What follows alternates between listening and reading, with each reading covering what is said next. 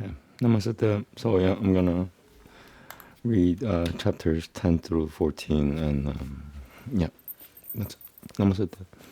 Discourse 10. Shanaka said, having got rid of the ruffians who sought to rob him of his lawful heritage, how did Yutishi Tuira, the foremost of pious rulers, proceed with his younger brothers, and what did he accomplish at later, averse as he was to the gratification of his senses? Sutta continued, having revived the race of Guru that had been consumed by the fire of internecine feud, even as the wildfire produced by the rubbing of bamboo stems against one another consumes a whole forest of bamboos, and established Yudhishthira on his throne, the almighty Sri Hari, the prompter of the world, rejoiced at heart, having shaken off his infatuation by force of the wisdom that had dawned on him as a result of his hearing the teachings of Bhishma in the exhortation of Lord Achyuta. Yudhishthira moved over the whole earth, stretching as far as the ocean, like Inandana, enjoying as he did the protection of Shri Krishna and the loyal submission of his younger brothers. The god of rain poured down copious showers. The earth yielded all that was desired, while cows that had large uders gladly sprinkled the stalls with milk. Rivers, seas, mountains, trees and creepers, and other herbs and plants all bore him abundant products in due season. Living beings had no worries or physical ailment nor afflictions of any kind, whether brought about by a wrathful providence, any fellow being, or by one's own self, at any time whatsoever, so long as Yudhishthira reigned as king.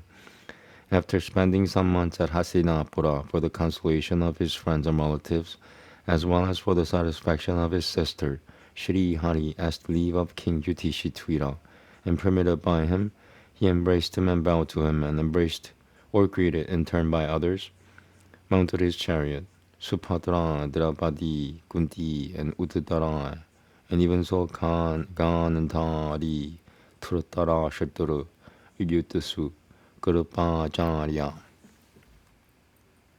Nakula and Sadeva, Bhimasena and Taumya, and Satyavati, and other ladies almost fainted, unable to bear separation from the Lord. A wise man who has abjured evil company through the fellowship of saints cannot even afford to forego the privilege of listening to his sweet praises being sung by others, having once had the opportunity to hear them.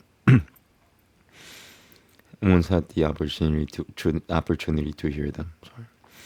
How then could the Ban and Dobas bear separation from the Lord, on whom they have bestowed their mind and heart, having had the privilege not only of seeing him, touching his person and conversing with him, but also of reposing, sitting, and dining with him, regarding him with unwinking eyes, bound as they were by ties of affection to him, they all hurried to and fro, their heart running after him. As Shri Krishna was about to depart from the palace, the ladies who were bound to him by ties of kinship restrained their tears of affection from trickling down, anxious as they were lest by any harm might come to him. Tabors, conchs, kettle drums, lutes, cymbals, trumpets, tunturis, drums, gongs, and other musical instruments sounded, as also dundubis. Going up to the top of their mansions in order to have a look at Shri Krishna, the ladies of the Guru race rained the flowers on him, greeting him with smiling looks through mingled the feeling of affection and bashfulness. The thick-haired Arjuna, the favorite of Shri Krishna, held over his most beloved friend his white umbrella, which was bordered with strings of pearls and had a handle of precious stones, Ma Udutapa and Satyaki, held a pair of most wonderful chowries. Created with showers of flowers on the way, Shri Krishna shone brilliantly. Sorry, I need to enunciate. My injury. Everywhere were heard the true benedictions pronounced by the Brahmanas, which were unsuited to the Lord, as viewed in his unqualified aspect, but were quite appropriate to him in his qualified or personal form. Then began a talk which ravished the ears and hearts of all, among the women of Hastinapura, who had riveted their heart on Shri Krishna of excellent renown. Verily he is the same eternal person who abides in his singular, undifferentiated self even during the night of universal dissolution, prior to the manifestation of the three gunas, when the individual souls retire into God, the universal spirit, and when all the forces of creation too lie dormant. It will see who, with the intention of endowing with the form and name the spirit, who has neither, who then inspires prakriti, which deludes the jivas who are identical in essence with him, and which, impelled by his own energy, is disposed to create and reveal the Vedas and other scriptures. Indeed, he is the same Supreme Spirit whose reality in this world is perceived by seers who have subdued their senses and fully controlled their breath, with a mind yearning for his sight and cleansed of all impurities through devotion, for it is he alone who can thoroughly cleanse our heart. Again, O friend, is the same Supreme Lord whose sacred stories have been sung again and again in the Vedas and other esoteric scriptures by seers that have expounded profound truths, and who in his own sportful ways creates, maintains, and reabsorbs the universe all by himself, and yet does not set attached to the same.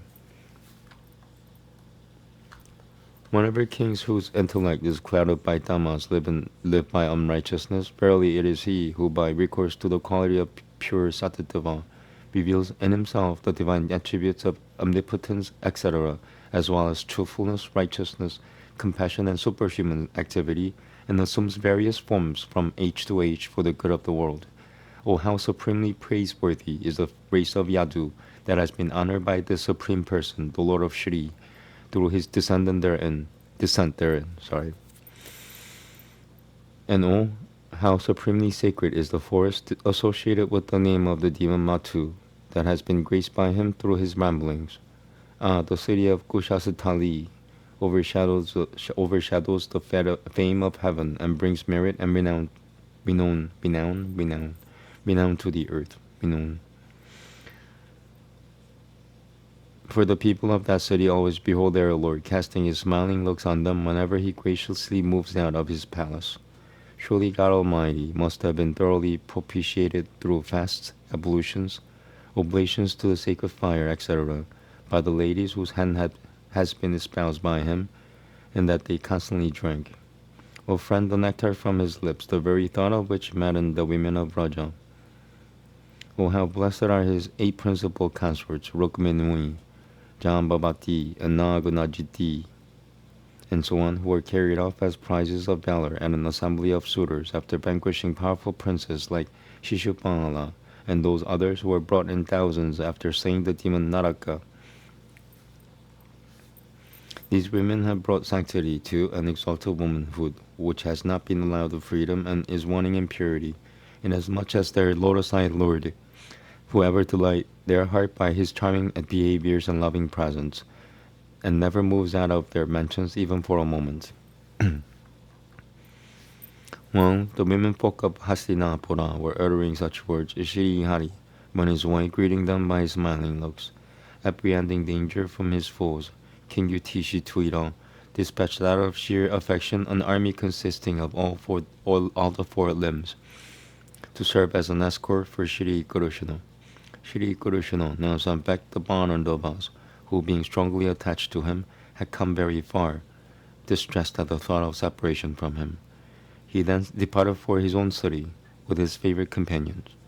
Passing through the territories of Gurujangangala, Panchala, and Shurasena, and the tract stretching along the banks of the Yamuna, as well as Brahmabalta and Kurukushwatra, the kingdoms of Matsya and Saraswata, and Marutandama, the Lord reached the kingdom of Analta, lying beyond the principalities of Salvira and Apira or Shanaka, his horses being a bit exhausted by that time. In every part of the country he passed through, the people residing there honored the Shri Hari with presents. At dusk he would alight from his car and, repairing to some lake, says Santhya prayers. Thus ends the 10th discourse entitled Shri Kurushana's Return to Dwaraka, forming part of the story relating to the Naimisha forest in Book 1 of the great and glorious Bhagavata Purana, otherwise known as the Paramamsa Samhita. Okay, I'll keep going. Just 11, 12, 13, 4 more chapters to go. Discourse 11. Sutta continues. Reaching his highly prosperous territory of Anarta, Shri Krishna blew his great conch to soothe, as it were, the grief of his people. Being thus blown, the conch, with its white bulb turned red on account of its contact with the rosy lips of the Almighty Lord, shone resplendent in his lotus palms like a loudly singing swan perched on a pair of red lotuses. Hearing that blast, which scared away the terror of the world, the entire population sallied forth to meet him, longing to see their Lord. They respectfully brought their presents to the Lord, who received his own self and was ever perfect in his own inherent bliss, even as one would offer lights to the sun god, and their countenance beaming with joy, they addressed him, the friend and protector of all, in a voice choked with delight, even as children would speak to their father. O Lord, we ever bow down before your lotus feet, adored even by Brahma, Lord Shiva, and Indra, the supreme resort of those aspiring for the highest bliss and beyond the realm of Kala, the time spirit, the supreme ruler. Be pleased to promote our happiness, O Creator of the universe, for you are our mother and disinterested friend, our Lord and Father. Nay, you are our true preceptor and supreme deity. We have become blessed by serving you. Oh, how fortunate are we having you as our Lord, since we behold your lovely form, the abode of all charms, and your countenance with its loving smiles and affectionate looks, a rare sight even for the gods residing in heaven. Whenever, O Lord, with lotus eyes do you depart for Hastinapura or to Maturai, to see your friends and relations, every moment that passes without you appears to us as long as a myriad years, and we feel as miserable as eyes without the sun, O Atyuta. Hearing the words uttered by the people, the Lord, who is so fond of his devotees, entered the city, extending his grace to all through his looks. Even as the city of Bhagavati is guarded by the Nagas, the city of Dvaraka was protected by the Matus, the Bochas and the Dashayas, the Ayhas and Kukuras, the Antakas and the Vrishanuis, branches of the Yadava race, who were their own equals in strength. It was adorned with lotus lakes that were surrounded by orchards, gardens, and parks full of sacred trees and arbors rich in all the products of every season. The gates of the city and the palaces, as well as the thoroughfares, were adorned with festoons as a mark of festivity. The city was further decorated with flags and banners of various shapes and designs, the fluttering ends of which intercepted the sun here and there. Its highway streets, bazaars, and quadrangles had been thoroughly cleaned and sprinkled with scented water, and were strewn with fruits, flowers, unbroken rice, and sprouts. The entrance of every house in the city was adorned with curds, unbroken rice, fruits, and sugar cane, pitchers full of water, offering incense and lights. The noble-minded Vasudeva and Akurura and King Ugrasena and Sri Rama, of marvelous prowess, and Pradyumna and Charudeshnu and Jamabhavati, son, in transport of joy, quitted their beds and seats and even meals on hearing of the return of their most beloved Shri Krishna. Excited with emotion and full of joy and esteem, they placed the lordly elephant at their head, and accompanied with Brahmanas reciting valedictory hymns and equipped with articles of good omen, they mounted their chariots and sallied forth to meet the Lord amidst the blast of conchs and trumpets and the chanting of Vedic hymns. The chief among the rings proceeded in their hundreds in palanquins, eager to have a look at him. Even so, actors, dancers, and songsters, as well as panegyrists, bards, and minstrels, glorified the wonderful exploits of the Lord of excellent renown. The Lord on that occasion met his kinsmen and attendants as well as the citizens in the appropriate manner, and showed his consideration to all, gratifying them all down to the pariah by bowing down his head, greeting in respectful terms, clasping to the bosom, pressing the hand of, and greeting with smiles and endearing looks, and granting them boons of their choice, and himself blessed by his elders, the Brahmanas and their wives, the aged folk, and others, including the panegyrists. The Almighty Lord entered the city. As Shri Krishna was passing along the main road, the women of respectful families of Dwaraka went up to the top of their mansions, Oshanaka, to enjoy the grand feast of his sight. The bosom of Lord Achyuta is the abode of Shri, his countenance a cup of nectar for all eyes to drink from, his arms the habitat of their guardians of the different worlds, His lotus-like feet, the home of the bee, like devotees. Home of the bee, like the home of the bee, like devotees. Nay, each of his limbs is an embodiment of elegance. That is why the eyes of the residents of Dwaraka knew no society, even though they beheld him every day. Even the white umbrella spread over his head, and a pair of chowries waving on both sides, and flowers raining all around. The Lord, who was clad in yellow robes and adorned with his garland of sylvan flowers, shone on the road like a cloud with the sun shining overhead. A pair of moons moving in a circle about it, stars scattered all around, and a rainbow and flashes of lightning illumining it. First of all, he entered the palace of his parents, and gladly bowed his head to all. His 7 mothers, Devaki and others, who in their turn clasped him to their bosom. As they placed their son in their lap, milk flowed from their breasts. Milk flowed from their breasts due to their affection for him, and beside themselves with joy, they bathed him in tears.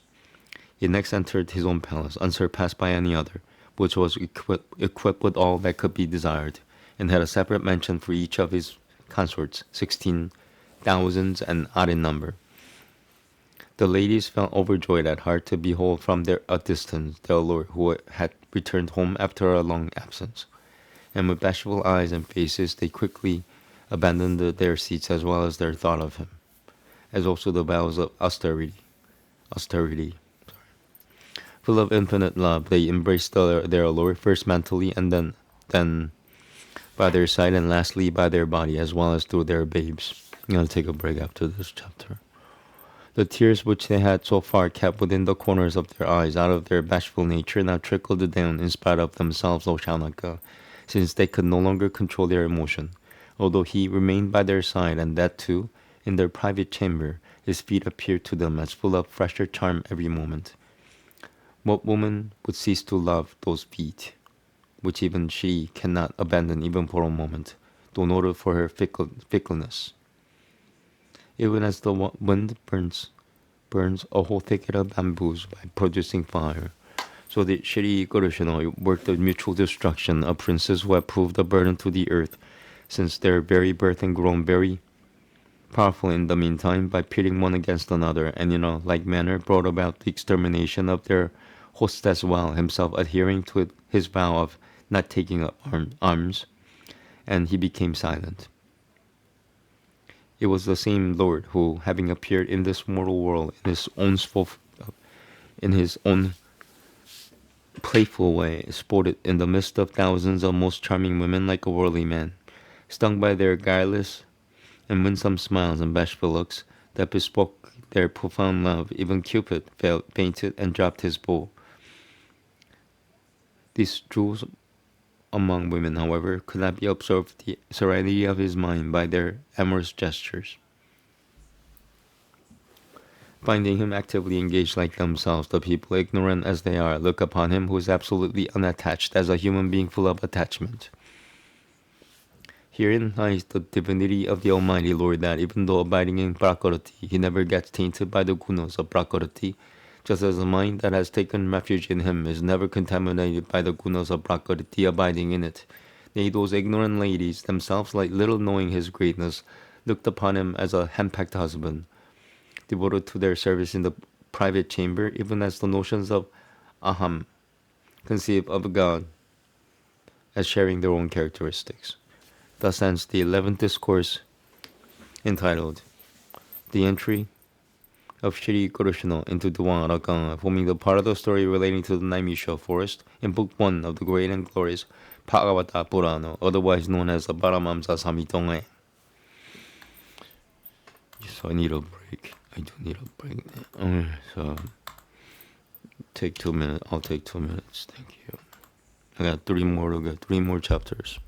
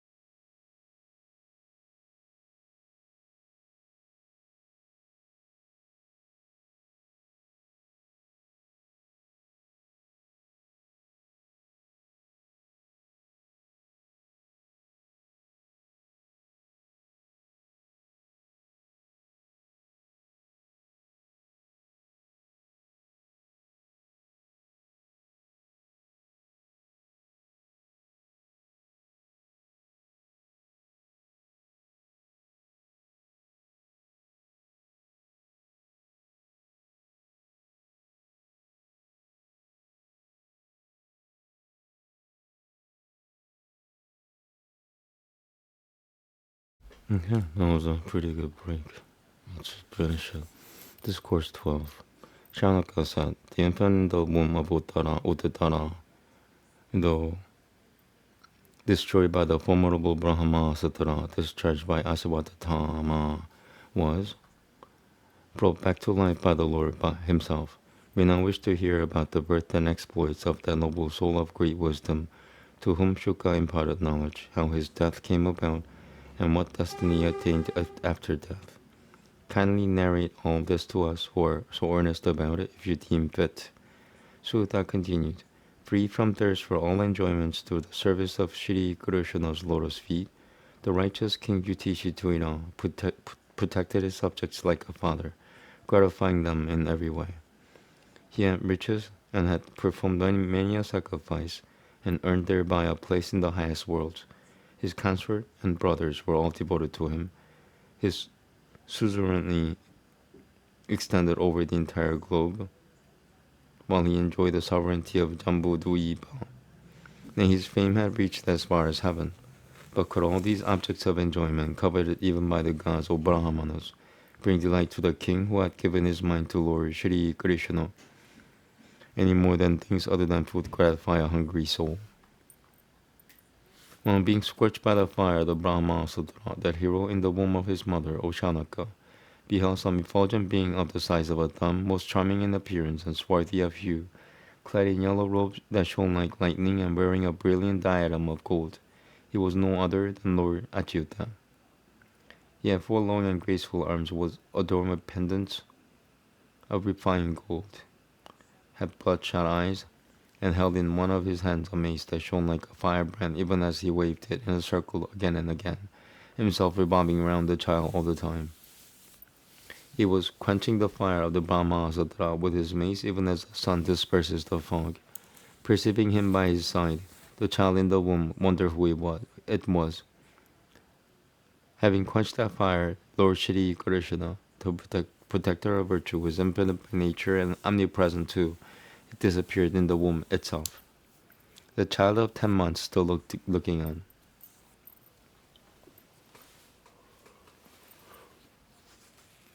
I think I need coffee.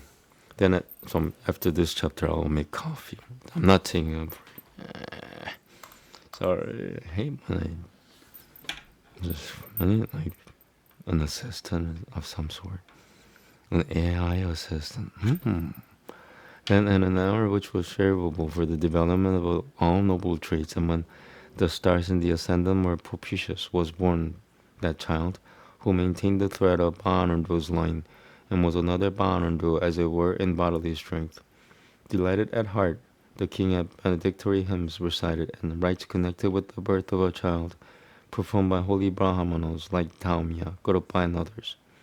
The king, who knew the right moment for making gifts, bestowed at the sacred hour of the birth of Parikushut gold cows, lands, villages, excellent elephants and horses, and the best food grains on the Brahmanas.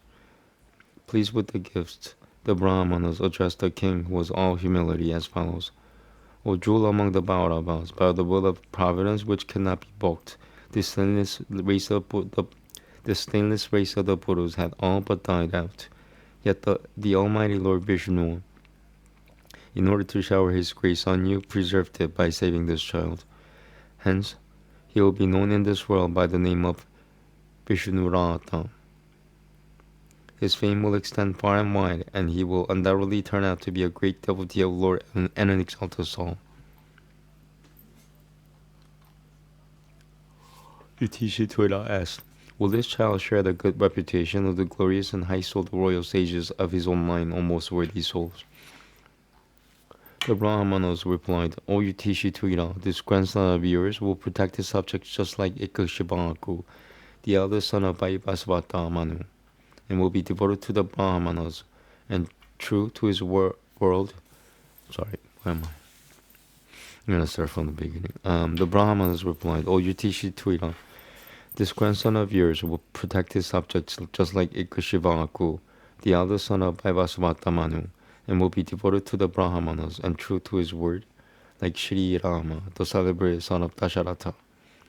He will be munificent and kind to those who seek his protection like Shivi, the king of the Ushinaras. And like Parata, he will extend the fame of his own people as well as of those who perform sacrifices.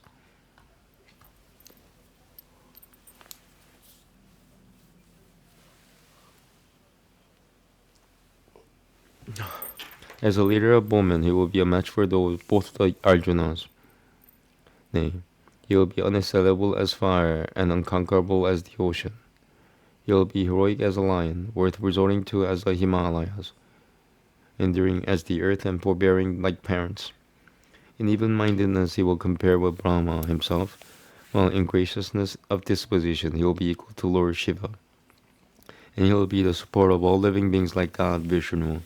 In high-mindedness accompanied with excellent virtues, he will follow the example of Shri Krishna. He will be generous as King Ranati Deva and pious like Yayati. He will be equal to Bali in firmness and unflinching in his devotion to Shri Krishna as Prahlada. He will perform a number of Ashwamedha sacrifices and will wait upon the aged. He will be the progenitor of a race of royal sages and chastiser of those who stray from the path of virtue. Nay, he will subject Kali in the innerest of Mother Earth as well as of righteousness.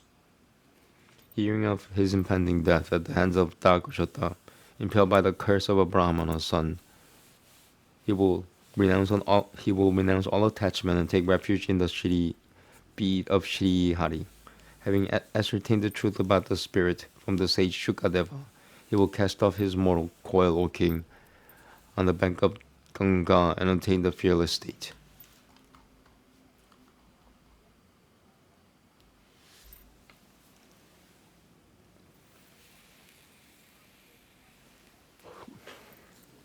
Having thus told the king, the Brahmanas, who were all well versed in astrology, returned each to his own home after receiving their fee. It was this very child who was known all over the world by the name of Parikushit, because this gifted boy used to look for, among those whom he saw, the person whom he had perceived by his mother's womb, and who always lingered in his thought. Being fostered every day by his grandparents, the prince grew up very soon, even as the orb of the moon, rising by degrees in a brightless fortnight every day, becomes full of. Being fostered every day by his grandparents, the prince grew up very soon, even as the orb of the moon, waxing by degrees in a bright fortnight every day, becomes full very soon. The king now made up his mind to propitiate the Lord through the performance of a horse sacrifice, in order to atone for his hostile conduct towards his own kith and kin. But since he had no money, other than that collected as revenue or fines, he became thoughtful. Perceiving what was in his mind, his younger brothers, at the instance of Achyuta, fetched abundant riches that had been left in the earth. Having thus equipped himself with all the requisites for the sacrifice, King Yudhishthira, the son of Taima, who was afraid of sin, propitiated Shri Hari by performing 3 horse sacrifices. Having enabled the king to perform the sacrifice with the help of the twice-born Lord Shri Krishna, who had been invited for the occasion, with the leave of the king and his younger brothers, as well as Shri Krishna. Wait, I'm going to read from 35 again. Having enabled the king to perform the sacrifices with the help of the twice-born Lord Shri Krishna, who had been invited for the occasion, stayed with him for some months for the gratification of his friends and relations. Then, with the leave of the king and his younger brothers, as well as of Krishna Oshanaka, he proceeded to Dwaravati, accompanied by Arjuna and surrounded by the Yadu chief. Thus ends 12th discourse entitled Glory of Birth, etc. of the Mind, etc. Parikushit, forming part of the story relating to the Nayamishra forest in Book 1 of the Great and Glorious Bhagavata Purana, otherwise known as the Paramamsa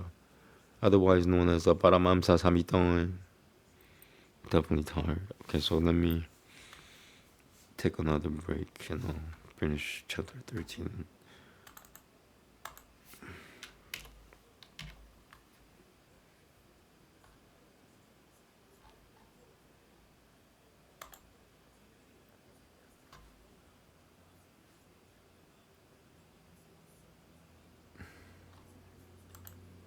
Okay, taking a break.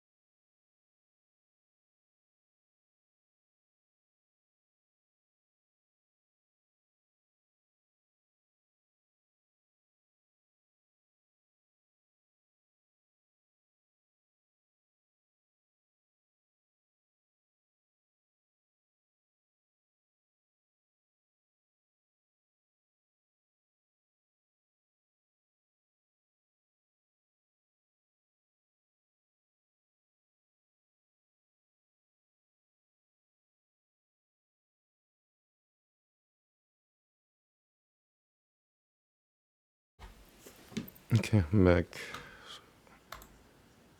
Now it's 13. Discourse 13. Sutta continued. Having ascertained the truth about the spirit from the sage Maitreya, in the course of his pilgrimage, Vidura returned to Hastinapura, where he had thereby come to know all that he wanted to know. Exclusive devotion to Shri Govinda, having welled up in his heart even before he could elicit replies to all the questions he had urged for solution by Maitreya, Vidura pressed no more for a reply to the remaining questions. Seeing him, their kinsmen, come back, Osage Utishituira, and his younger brothers, Turtarashatara and Yuyutusu, Suta, Kurapa, Purata, Ganandari, Drapadi, Subhadra, Kurapi, and all the male and female relations of the late King Banandua, father of Utishituira and his brother, as well as all the other ladies and their sons went forth in great joy to meet him, even as the organs would be roused into activity when life returned to a dead body. They all duly received him by embracing or greeting him and shed copious tears of love, overwhelmed as they were with anxiety caused by separation. When he had taken his seat, the king paid his respects to him. When after finishing his meal and having reposed, he was comfortably seated, the king addressed him in the presence of all, his head bent low with humility. Utishithira said, "Do you remember us brought up under the fostering care? How with our mother we were delivered by you from a host of calamities like poisoning and fire? How did you manage to keep your body and soul together during your peregrinations on the terrestrial globe? And what places of pilgrimage and principal secret spots did you visit on the face of the earth? Devotees of God like you, my Lord, are not only consecrated themselves, but it is they who revive the sanctity of sacred places by the living presence of Lord Vishnu in their heart. Dear uncle, are our friends and relations the Yadavas, who look upon Shri Krishna as their deity, doing well in their own city? Did you happen to see or hear of them?" Thus interrogated by the pious king, he narrated in order all that he had known at first hand, omitting of course the extermination of the Yadava race.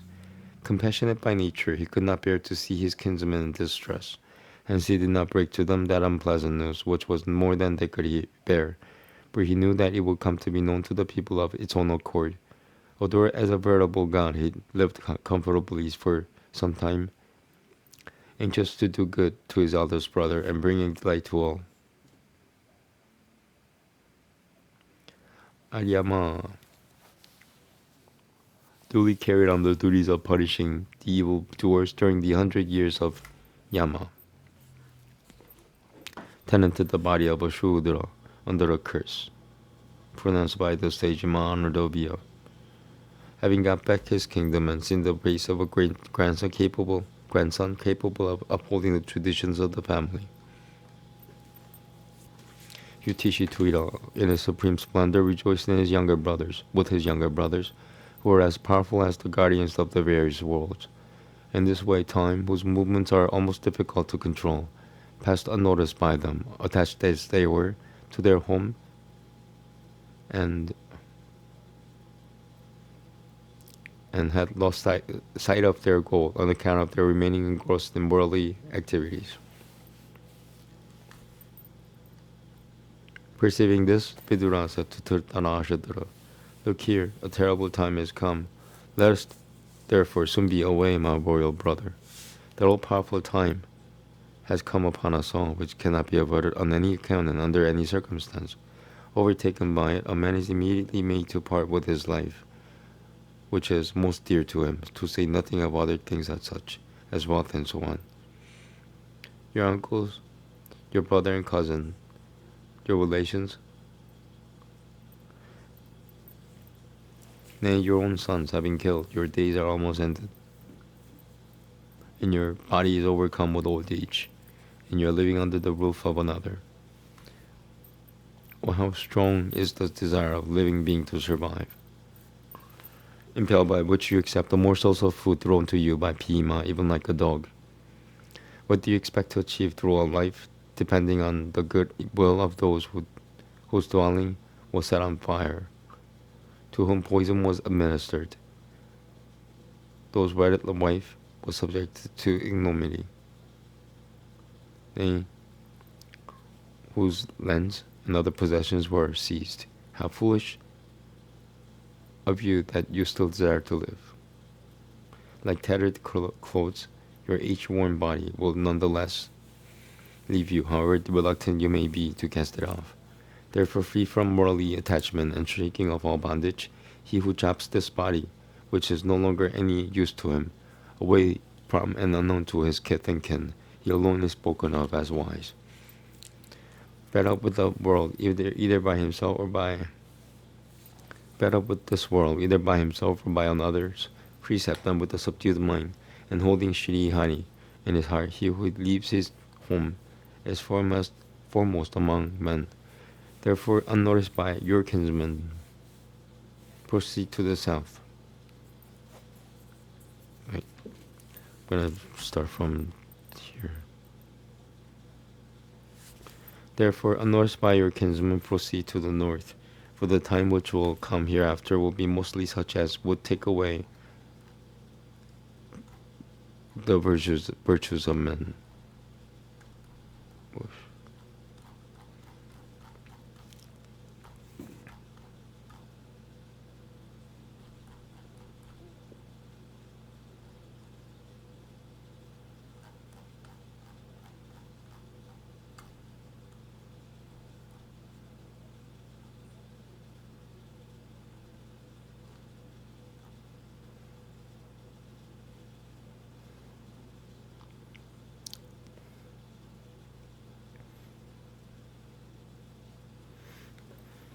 Therefore, unnoticed by your kinsmen, proceed to the north, for the time which will come hereafter will be mostly such as would take away the virtues of men. Thus, instructed by Vidura, his younger brother, the blind king Tirthanashadra had his mind's eye opened. Cutting asunder the strong ties of affection that bound him to his kinsman, he departed his brother himself, acting as his guide.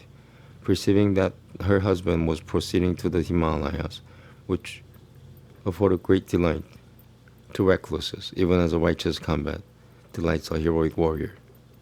The virtuous Gandhari too, who had taken a vow of devoted service to our Lord, followed him in his journey. Having said his Hanantya prayers and poured oblations into the sacred fire, and having bowed to the Brahmanas and bestowed on them gifts of sesamum seeds, cows, lands and gold, King Yudhishthira entered the apartments of his elders for his daily salutations, but failed to perceive either of his uncles or even his aunt. With an anxious heart, he asked Sanjaya, who was sitting there, "Sanjaya, who is our aged uncle who is blind too? Where is my aunt grieved at the loss of her sons, and where is my younger uncle gone, who was so kindly disposed towards us?" Distressed at the loss of his near and dear ones, and apprehending ill treatment from my foolish self, may it be that he has thrown himself into the Ganga along with his wife. At the death of our father, King Parandu, it was our uncles who protected us all, the children, against a series of calamities, tender of age as we were. Where have they gone from here? Sutta continued, sore afflicted with grief and overwhelmed with affection at the sudden disappearance of his master, and feeling very sad on account of his separation from him, Sanjaya could not utter a word in reply. Then, wiping the tears with his hands and steadying his mind by recourse to reason, he replied to Yudhishthira, with the thought fixed on the feet of his lord. Sanjaya said, I know neither the resolve of your uncles nor of your end, O delight of your race. I have been deceived by those noble souls, O Lord with mighty arms. In the meantime came the divine sage Narada, accompanied by the sage Tumumburu. Yudhishthira went forth with his younger brother. Yudhishthira went forth with his younger brothers to receive them, and after greeting them, spoke with great reverence.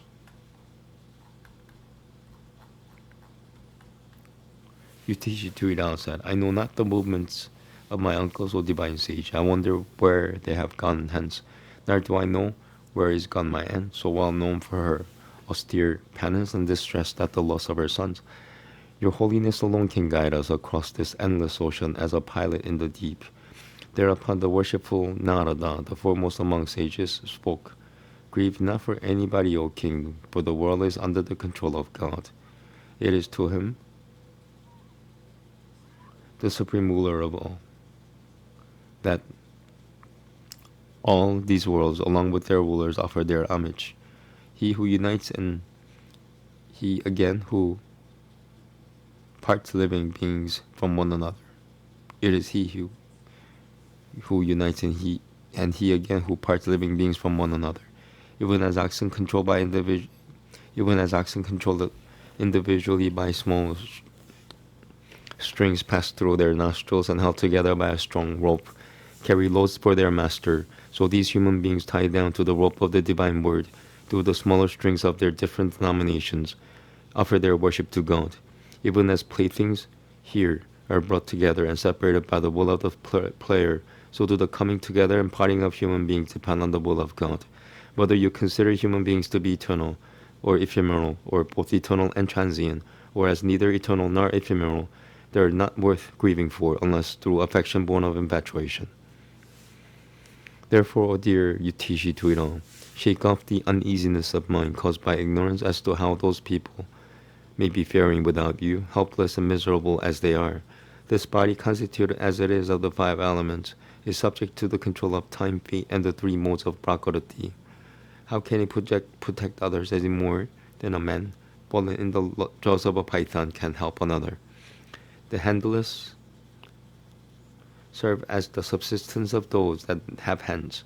Those that have no feet sustain the life of the 4-footed animals, and the smaller ones serve as the sustenance of the bigger ones. Life sustains life. All this, O king, is the one self-effulgent Lord, the self of all embodied souls. It is he who appears as the subject and the object. Perceive him as manifested in multitudinous forms through Maya. It is he, Almighty ruler, the same Lord who brings into being this living creation, who has now appeared on this earth as living death for the extermination of the enemies of gods. The work of the gods has now been accomplished, and the Lord awaits the completion of that which yet remains to be done. You too should wait, so long as the Lord is still here. Dhritarashtra, with a younger brother and his own wife Gandhari, has gone to the hermitage of sages to the south of the Himalayas, where the Ganga has, for the pleasure of the 7 celebrated sages, split herself into 7 streams to flow through 7 different channels, which they call Sapadasrota. Bathing in the Sapadasrota thrice a day and pouring oblations into the sacred fire according to the scriptural ordinance, he is living on water alone, serene of mind and free from all cravings.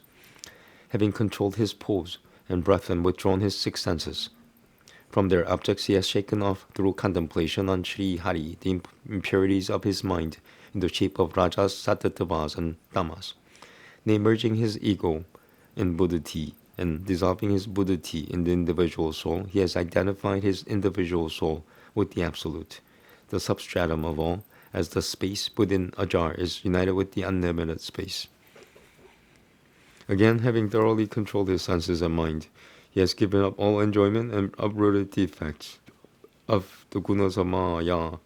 Nay, having abandoned all his duties, he sits motionless like a post nail. Therefore do not stand in his way. On the 5th day, hence, O king, he will cast off his body, which will be reduced to ashes. Finding the body of her lord being consumed along with the hut by the sacred fires, his virtuous wife standing outside will enter the body in order to follow her husband. And witnessing this wonder with the mixed feeling of joy and grief, or delight of the Gurus, Vidura will go out on pilgrimage to his sacred places. Having told him all this, the sage Narada with Tumuburu immediately ascended to heaven, and treasuring up his words in his heart, Yudhishthira ceased sorrowing. Thus ends the 13th discourse forming part of the story of the Naimisha forest in Book 1 of the great and glorious Bhagavata Purana, otherwise known as the Paramamsa Samhita. Okay, one more to go. Last one. Let's see if it's short, if it's nice to me. It's regular. It's fair. Changing the title.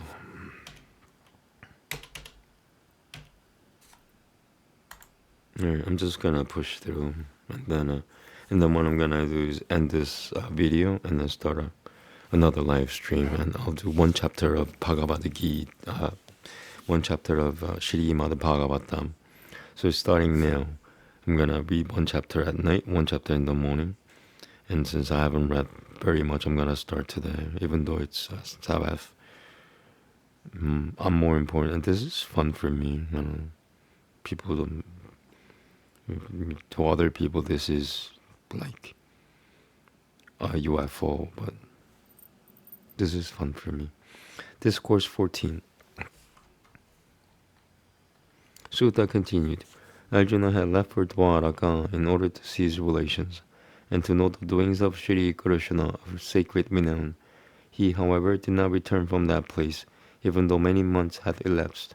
In the meantime, Yudhishthira, the illustrious scion of Guru, so portent of a fearful nature. Time had taken a dreadful turn. The characteristics of the seasons had totally changed. People had taken to simple ways of living. Their heart possessed with anger, greed, and falsehood. Their dealings had become crooked. Even friendship was marred by deceitfulness. There were quarrels between parents and sons, relations and relations, brothers and brothers, and even between husbands and wives. At the approach of the Kali age, the nature of individuals was vitiated by evils like greed and so on, while omens boding the worst type of calamity appeared. Witnessing all this, King Yudhishthira spoke to his younger brother as follows. Yudhishthira said, Arjuna was sent to Dwaraka to see our relations, as well as to find out what Shri Krishna of sacred name was doing. Although 7 months have since elapsed, O Bhimasana, I do not quite understand why your younger brother has not yet returned. May it not be that the time predicted by the celestial sage has arrived when the Lord intends to cast off the form assumed by him for the sake of sport. The Lord to whose grace we owe our fortune, our kingdom, our spouses, our life, the continuance of our race, our progeny, our victory over the enemies, and our title to the higher worlds. Observe the fearful portents, O tiger among men, in the heavens as well as on the earth, as also in our own person, boding some calamity near at hand that will distract our mind. My left eye, and left arm, dear brother, are throbbing again and again, and my heart quakes every now and then. All these will surely bring some unhappy news. Lo, the sea jackal, vomiting fire, howls at the rising sun, and this dog, dear Bhima, fearlessly bays at me. Good animals pass by to my left, while animals turn to other animals turn to my right. Nay, I see horses weeping, O tiger among men, this stuff the harbinger of death, as well as the owl and its enemy. The crow is keeping awake all the night, make my heart shudder with their horrible cries, and would have the world converted into a desert. The quarters look smoky. The orbs of the sun and the moon appear with the misty halo encircling them. The earth with the mountains quakes, and there are frequent thunderclaps accompanied by violent lightning strokes, dear brother. The wind blows very hard, spreading darkness with dust. The clouds rain blood, thus creating a ghastly scene everywhere. Look at the sun, which has lost its brilliance, and the planets contending against one another in the heavens. The heaven and the earth seem to be set on fire due to multitudes of ghosts and other creatures congregating here and there. Streams and big rivers, no less than lakes and mines, are agitated. The fire does not burn with clarified butter. I wonder what surprise is this time going to spring on us. Calves refuse to suck the uders, and their mother do not allow themselves to be milked.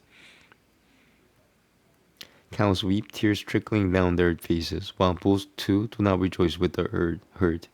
The images of gods appear to weep. Nay, they perspire and move from their seats. These outlying districts and villages, cities and gardens, mines and hermitages look cheerless and robbed of their splendor. What evil they portend for us. From these great forebodings I am led to believe that the earth has undoubtedly lost its charm, having been deprived of the Lord's feet that possess a grace unknown to the feet of any other person. As the king was thus expressing his concern with a heart full of anxiety at the sight of these portentous phenomena, O Shanaka, Arjuna returned from Dwaraka, seeing his younger brother fallen at his feet with a strange look about him, and lackluster and ill at ease, his face cast down, and tears trickling down from his lotus-like eyes. The king felt anxious at heart and questioned him in the midst of his other kinsmen, recalling the words of Narada. Yudhishthira said, Are our relations the Mathus, the Pojas, and the Dashayas, the Ayahas, the Satyavatas, the Anantakas, and the Vaishnuis happy in Dwaraka? Is my revered maternal grandfather Shura doing well? And are our maternal uncles Anakadununtu be and his younger brother enjoying good health? Again, are our maternal aunts, the 7 wives of Vasudeva, Devaki, and others, who are related to one another as sisters, quite hail themselves as also their sons and daughters-in-law. Thus King Ahuka, whose son was notorious for his wickedness, and his younger brother still alive, and are Horodika and his son Akurura, Jayananda, Gada, and Saranu, as well as Shaturujit and others faring well, and it's the divine Shri Rama, the Lord of the Satyavatas, happy, is Pradyumna, the greatest warrior among all the Vaishnuis.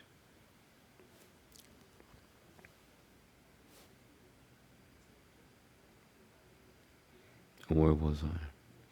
And is the divine Shri Rama, the Lord of the Satyavatas, happy, is Pradyumna, the greatest warrior among all the Vaishnuis, well, and is the divine Aniruddha of marvelous dash, prospering, Shushuano, and Charudeshnu, and Samamba, born of Jambavati, and all the other great sons of Shri Krishna, including Rishabha, as also their sons, and even so Shuddhadeva, Uddhava, and the other attendants of Shri Krishna, and other principal Satyavatas, Sunanda and Nanda being the chief of them, are all these doing well, protected by the arms of Shri Rama and Shri Krishna? Do they ever inquire after our welfare, bound as they are by ties of affection to us? And is Lord Govinda, a friend of the Brahmanas and full of affection for his devotees, happy in his famous council chamber, Sudharma, at his own capital in the midst of his kith and kin, It is for the protection and prosperity and well-being of all the worlds that the Prime Person is living in the milk ocean of the Yadava race with his constant companion, Lord Ananta. Respected by all, the Yadus revel like the attendants of Lord Vishnu in their own city, protected by his long arms. By virtue of their service to his feet, which they regard as their foremost duty, Satyabhama and the other 16,000 and odd spouses of the Lord prevail on the ladder to conquer gods on the field of battle and carry by force the objects of sense enjoyment, sought by the gods themselves and fit to be enjoyed by goddess Shachi. Nay, the great Yadava warriors who depend on the might of his stout arms always fearlessly tread in the council chamber, known by the name of Sudaima, which was snatched by force and was worthy of the foremost gods. Are you enjoying good health yourself, dear Arjuna? You seem to have lost the brightness of your countenance. Did you fail to receive proper attention, or were you ever treated with disrespect during your prolonged stay, dear brother? I hope no one tormented you with words, etc., devoid of love and full of inauspicious import.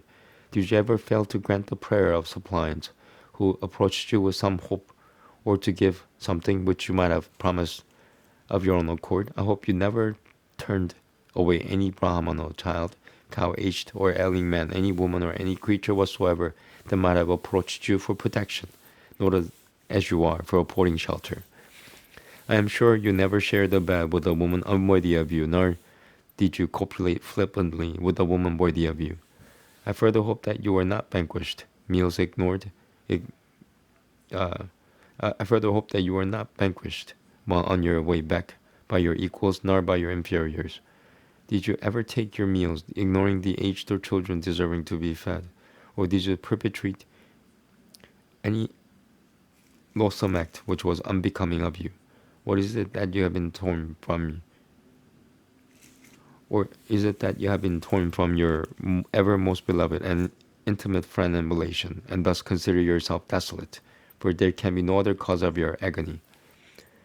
Thus ends the 14th discourse entitled Yudhishthira's Doubt, in Book 1 of the Great and Glorious Bhagavata Purana, otherwise known as the Paramamsa Samhita. Okay, I'm going to stop right here. And I'm gonna do one chapter of Srimad Bhagavatam in my next session, which is like 15 minutes from now. And then I'll just stop there. I won't do anything else for the day. And then I'll do yoga because I want to do yoga. And then if I want to chant, I'll chant. And ASMR. Maybe I'll just do ASMR. We'll see. Thank you very much. Namaste.